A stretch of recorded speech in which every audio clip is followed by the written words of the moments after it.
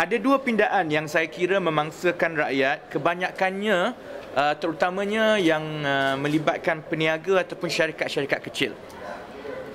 Pertama, pindaan Akta Cukai 1967 menetapkan bahawa sebarang pengeluaran simpanan dari skim persaraan swasta sebelum umur 55 tahun, kecualilah kalau pengeluaran itu di atas sebab-sebab kemalangan atau hilang upaya, kalau pengeluaran biasa akan dikenakan cukai penuh. Okay, what does it mean? It means that kalau sekarang ini you put your money say RM5,000 a month, RM5,000 a year, RM500 a month, RM6,000 a year, you put into a separate retirement fund. It's normal. Prudential ada banyak sekarang kan. The moment you decide to withdraw your money, you kena full tax on that. This means taxing the retirement benefit. It's like taxing pension, which is even on the concept itself is very wrong. You don't tax pensioner or you don't tax savings. Whatever tax that you want to take, you take from the income sebelum dikeluarkan. Sebab kita bagi duit dalam tabung, syarikat itu sama ada Prudential ke bank ke, dia guna wang kita tu, dia melabur. Untung itu, kalau nak cukai-cukai yang untung itu, so that bila masuk dalam tabung atau simpanan pesara penabung, bila dia buat keluar, dia tak perlu dikenakan cukai lagi.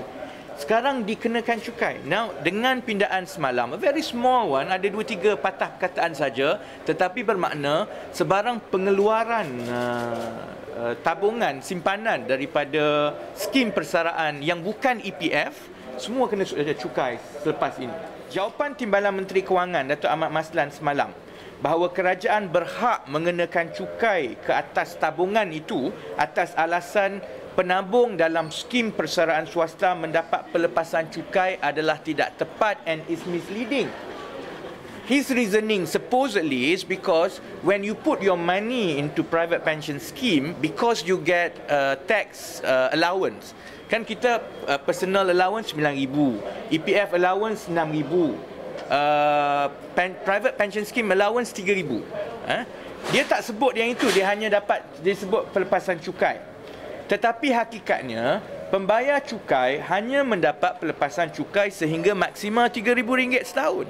Kalau you tabung 500 sebulan, dia dah RM6,000. Kalau pensioner simpan 700 sebulan, dah 8,400.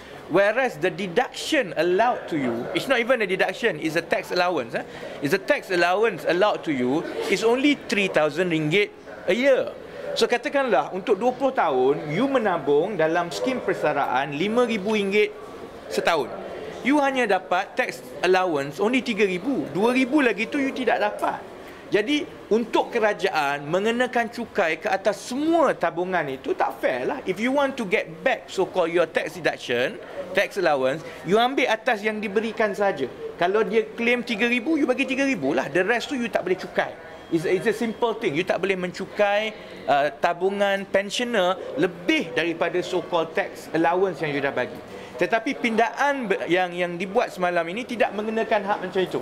Pindaannya mengatakan bahawa semua pengeluaran maksimum yang whatever you withdraw from your retirement fund semua kena cukai.